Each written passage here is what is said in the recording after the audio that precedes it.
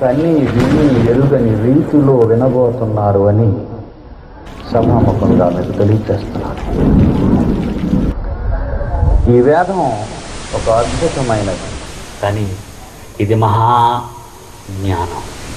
ఈ జ్ఞానాన్ని ప్రస్తుత ఈ ప్రపంచం మరి రిసీవ్ చేసుకోలేకపోతుంది, అంగీకరించలేకపోతుంది, తీసుకోలేకపోతుంది. కారణం ఇది విదేశీ మతం అని, విదేశాలకు సంబంధించిన ప్రజ్ఞ.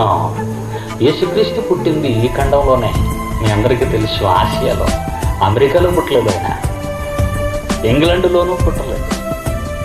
ఏమండి, అంటే యూరోప్ ఖండంలో పుట్టలేదు ఆయన, అమెరికా ఖండంలో పుట్టలేదు ఆయన, ఆస్ట్రేలియా ఖండంలో పుట్టలేదు.